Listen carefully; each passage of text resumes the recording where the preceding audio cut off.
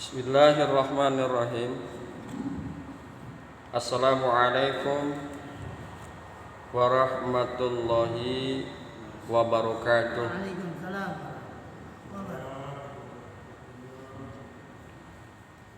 Pembahasan kita pada pagi hari ini berkaitan dengan masalah jiwa, ketenangan jiwa.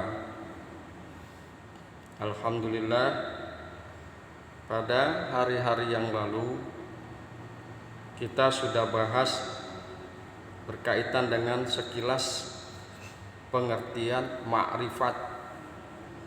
Kemudian kita juga telah bahas berkaitan dengan tanda orang yang sombong di hadapan Allah. Insyaallah pada kesempatan yang baik ini akan coba kita bahas, yakni ketenangan jiwa, bahwa ketenangan jiwa dapat mendatangkan kebahagiaan dunia dan akhirat. Ini harus kita raih. Ketenangan jiwa itu dapat mendatangkan kebahagiaan dunia dan akhirat. Hadirin yang berbahagia, hamba-hamba Allah yang mudah-mudahan selalu dirahmati oleh Allah Subhanahu wa ta'ala. Ada satu kaul mengemukakan, arih nafsaka minat tadbiri fama qoma bihi ghairaka anka la taqum bihi li nafsik. Tenangkanlah jiwamu dari urusan kepentingan dunia. Tenangkanlah jiwamu dari urusan kepentingan dunia. Sebab apa yang telah dijanjikan oleh Allah, maka janganlah kamu turut memikirkan.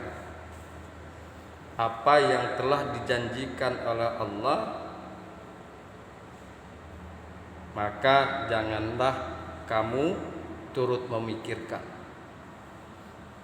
Hadirin yang berbahagia, hamba-hamba Allah yang mudah-mudahan selalu dirahmati oleh Allah Subhanahu wa ta'ala, bahwa kecemasan atau ketidaktenangan jiwa,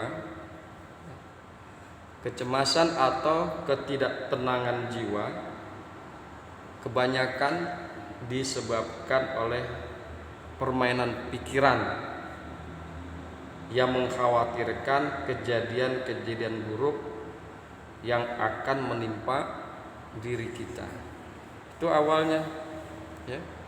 Karena pikiran kita yang berkecamuk khawatir masa yang akan datang, baik dalam waktu yang masa yang datang cukup lama atau yang dekat, ada satu khawatiran.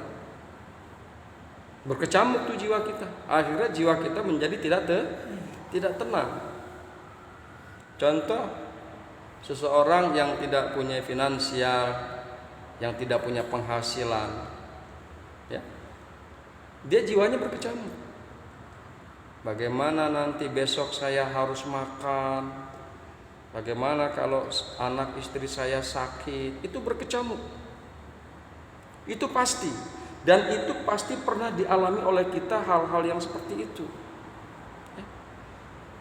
Karena hal-hal yang demikianlah, maka jiwa kita menjadi tidak tenang.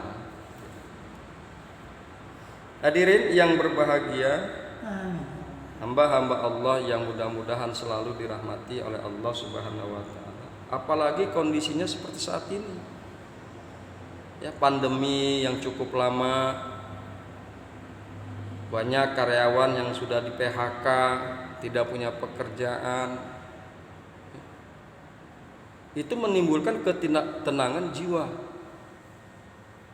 Pikiran kita berkecamuk. Sedangkan kan makan mah kudu, makan mah mesti harus, lain beteng wayang, perut mah kan gitu ya, makan mah mesti kudu. Jadi sekali lagi bahwa kecemasan atau ketidaktenangan jiwa kebanyakan disebabkan oleh permainan pikiran yang mengkhawatirkan kejadian-kejadian buruk yang akan menimpa diri kita. Padahal kejadian itu sendiri belum tentu akan terjadi. Itu baru ketakutan kita saja, baru kekhawatiran kita. Padahal masa depan itu siapa yang tahu? Jangankan masa depan yang cukup lama, 10 menit saja kita nggak tahu. 10 menit yang akan datang kita nggak tahu. Makanya dikemukakan oleh pengarang kita, padahal kejadian itu sendiri belum tentu akan terjadi. Apa yang kita takutkan, apa yang kita khawatirkan belum tentu terjadi. Hal ini biasanya dialami oleh orang-orang yang kurang bertawakal, kurang berserah diri kepada Allah. Jadi begitu. Tapi kalau orang-orang yang bertawakal, yang berserah diri kepada Allah, tidak akan hal-hal seperti itu menimpa kepada mereka. Jadi modalnya satu nih. Kalau kita pengen ketenangan hidup, maka pasrahkanlah, bertawakallah kepada Allah. Agar jiwa kita tenang, maka bertawakallah dan berpasrah kepada Allah. Hadirin yang berbahagia, hamba-hamba Allah yang beriman, sekali lagi bahwa kecemasan atau ketidaktenangan jiwa, hal ini biasanya dialami oleh orang-orang yang kurang bertawakal kepada Allah dan tidak mau mengamalkan firman-Nya. Jadi firman Allah adalah wa may yatawakkal 'alallahi fahuwa hasbuhu. Ini ada di dalam surat At-Tolak ayat yang ketiga. Barang siapa yang mau bertawakal, berserah diri kepada Allah, niscaya dia akan mencukupi kebutuhannya. Nah, ini janji Allah nih. Ini janji Allah. Ya. Siapa saja orangnya yang berserah diri kepada Allah, yang bertawakal kepada Allah, niscaya Allah akan mencukupi kebutuhannya. Hadirin yang berbahagia, hamba-hamba Allah yang mudah-mudahan selalu dirahmati oleh Allah Subhanahu wa taala, bahwa ayat tersebut diperkuat lagi dengan hadis Rasulullah sallallahu alaihi wasallam yang diriwayatkan oleh Imam Tirmizi yang berbunyi, seandainya kamu semua bertawakal kepada Allah dan berserah diri sepenuhnya, niscaya kamu akan mendapat rizki seperti rizkinya burung-burung yang di waktu pagi-pagi dalam keadaan lapar dan kembali serta dengan perut kenyang. Jadi bertawakal kepada Allah. Intinya gitu, berserah diri kepada Allah. Insyaallah niscaya Allah akan mencukupi kebutuhan kita. Seandainya kita mau berpegang teguh kepada firman Allah dan hadis Rasulullah tersebut, niscaya jiwa kita akan merasa tenang dan tentram. Serahkan saja kepada Allah.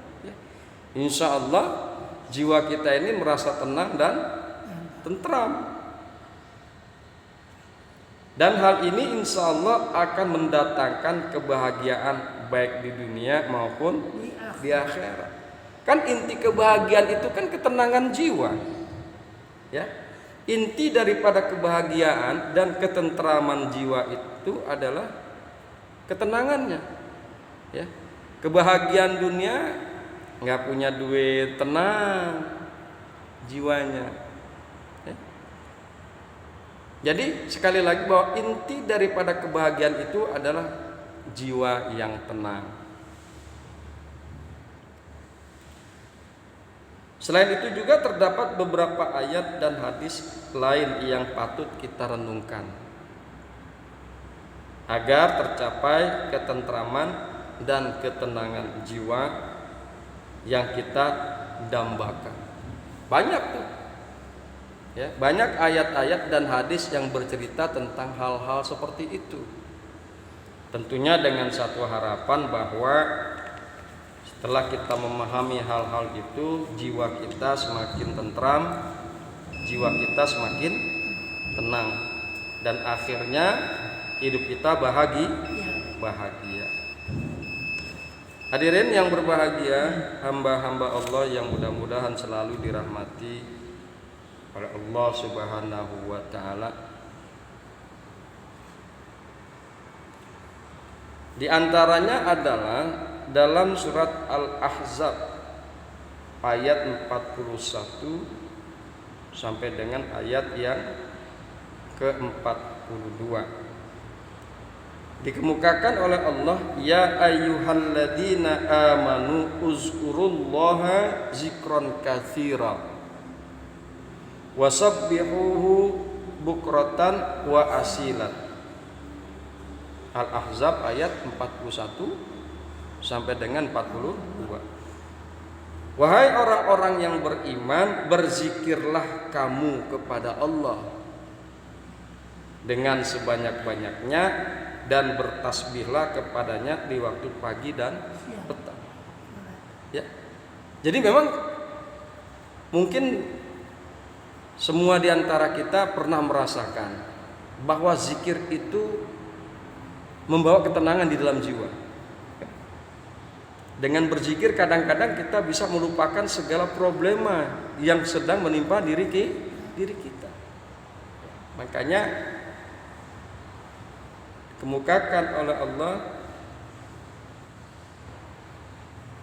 wahai orang-orang yang beriman, berzikirlah kamu kepada Allah dengan sebanyak-banyaknya dan bertasbihlah kepadanya di waktu pagi dan petang. Kemudian ada lagi, alladzina amanu wa tatma'innu qulubuhum bi zikrillah. Alladzina amanu wa tatma'innu qulubuhum bi zikrillah. Ala bi zikrillahi tatma'innul qulub.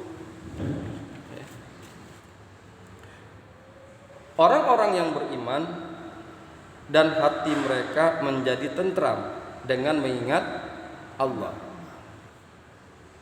Ingatlah, hanya dengan mengingat Allah lah hati menjadi tentram. Ar-Ra'd ayat 28. Allah, ingatlah olehmu bizikrillah, dengan zikir kepada Allah, tatma'inul qulub, bahwa hati itu akan menjadi tenang. Kalau ingin hatinya tenang, tidak gundah gulana, maka zikir kepada Allah sebanyak-banyaknya. Zikir kepada Allah. Insya Allah dengan asbab zikir kepada Allah, hati kita tenang. Dan ini merupakan janji Allah Subhanahu wa ta'ala di dalam surat Ar-Ra'd ayat 28. Kemudian ada lagi dalam surat Hud ayat yang ke-6, bahwa dikemukakan, dan tidak ada suatu binatang melata pun di muka bumi ini melainkan Allah yang memberi rizkinya. Ya. Wa ma min dabatin fil ardi illa 'alallah rizquha. Kita memang kadang-kadang gundah, kita nggak punya pekerjaan, kita nggak punya penghasilan, ya, kita nggak megang uang. Sedangkan sekali lagi bahwa jasmani kita kan perlu dicukupi kebutuhannya, makan kan perlu, apalagi kita punya anak istri. Tentunya dalam kondisi tersebut tidak punya penghasilan, tidak punya pekerjaan, tidak megang uang, membuat hati kita menjadi gundah, hati kita menjadi cemas. Gimana besok makan? Belum lagi gimana seandainya anak saya sakit? Gundah hati kita, karena kita tidak punya maisah, kita nggak punya rezeki, kita nggak punya finansial, kita nggak punya pekerjaan. Tapi ketika orang itu bertawakal kepada Allah, berserah diri kepada Allah, dan dia mengingat kepada Hud ayat yang ke-6, wa ma min dabatin fil ardi illa 'alallahi rizquha.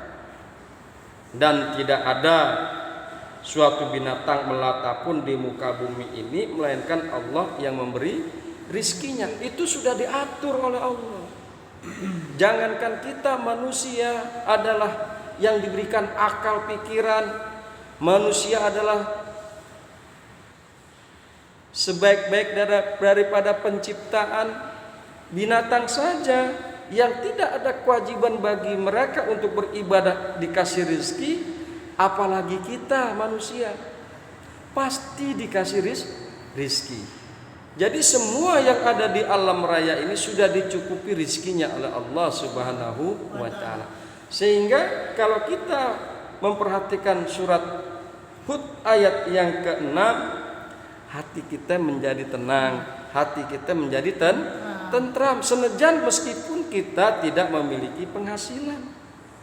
Dipasrahkan semua kepada Allah Subhanahu wa ta'ala. Meskipun pada hakikatnya ikhtiar mah kudu, ya, ikhtiar mah perlu untuk mencari rezeki, itu mesti. Tetapi memang sekali lagi untuk menenteramkan jiwa kita, hati kita, maka ingatlah kepada Hud ayat yang ke-6, dan tidak ada suatu binatang melata pun di muka bumi ini melainkan Allah yang memberi rizkinya. Allah, binatang saja dikasih rizki, komok manusia, apalagi manusia pasti manusia akan diberikan rizki. Hadirin yang berbahagia, hamba-hamba Allah yang mudah-mudahan selalu dirahmati oleh Allah Subhanahu wa ta'ala. Kemudian ada lagi ayat di dalam surat Al-Ankabut ayat yang ke-64. Menenteramkan hati gundah dan janganlah terlena dengan dunia. Adapun kehidupan di dunia hanyalah suatu kesenangan dan permainan yang sifatnya sementara. Tetapi kehidupan akhirat itulah kehidupan yang hakiki, yang sebenar-benarnya, jika mereka itu mengerti. Wa ma hadzihil hayatu dunya illa lahwun wa la'ibun wa innad darul akhirah lahiyal hayawanu law kanu ya'lamun. Jadi dunia ini senda gurau yang menipu daya. Dunia ini senda gurau yang menipu daya. Sehingga ketika kita memahami bahwa senda gurau dan tipu daya dunia ini, kita tidak boleh mengejar dunia ini terlalu membabi buta, menghalalkan yang haram, ya kan? Jangan sampai terjadi seperti itu. Orang manusia seringkali dengan tertipu oleh kehidupan dunia. Dunia itu hanya senda gurau dan tipu daya, akan tetapi dengan sebab dunia orang itu sering timbul rasa cemas, rasa khawatir, rasa takut karena dia tidak memiliki dunia. Tapi ketika itu terjadi, orang itu kemudian melihat surat Al-Ankabut ayat yang ke-64 dan dia memahami Al-Ankabut ayat yang ke-64, adapun kehidupan di dunia ini hanyalah suatu kesenangan dan permainan yang sifatnya sementara.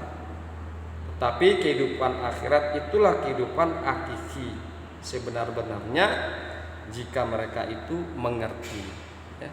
Jadi berpasrah diri. Jangan sampai terlalu memikirkan dunia, akhirnya jiwa kita menjadi tidak tenang. Akhirnya jiwa kita menjadi cemas, apalagi menyebabkan diri kita jauh dari Allah Subhanahu wa ta'ala. Kemudian yang terakhir adalah surat Al-Hadid ayat yang ke-22 sampai dengan yang ke-23. Jika bencana atau musibah menimpa dan membuat kita menjadi tidak tentram, membuat kita menjadi tidak tenang, ingatlah firman Allah di dalam Al-Hadid ayat 22 sampai dengan 23. A'udzu billahi minasyaitonir rajim. Ma asaba mim musibatin fil ardi wala fi anfusikum illa fi kitabin min qabl an nabra'aha in zalika 'alallahi yasira. Inna zalika 'alallahi yasirun likaila ta'sau ala ma fatakum wala taqrahu bima atakum wallahu la yuhibbu kulla mukhtalin fakhurin. Tidak suatu bencana pun yang menimpa di bumi dan tidak pula pada dirimu sendiri melainkan telah tertulis dalam kitab Lauhul Mahfuz. Sesungguhnya yang demikian itu adalah mudah bagi Allah. Kami terangkan yang demikian itu supaya kamu jangan berduka cita terhadap apa yang luput dari kamu, dan supaya kamu jangan terlalu gembira terhadap apa yang diberikan kepadamu. Dan Dia tidak menyukai setiap orang yang sombong lagi membanggakan diri. Bencana, musibah itu memang sudah ditentukan oleh Allah. Kematian itu memang sudah ditentukan oleh Allah. Ya kan? Makanya sering tuh kalau kita sebut ya kepada sohibul musibah, maksudnya kepada keluarga yang terkena musibah yaitu meninggal dunia. Ya. Jadi perkara-perkara musibah seperti itu sudah ditentukan oleh Allah di kitabnya Allah, di Lauhul Mahfuz dari sejak zaman azali. Fa idza jaa ajaluhum la yastakhiruna sya'atan wa la yastaqdimun.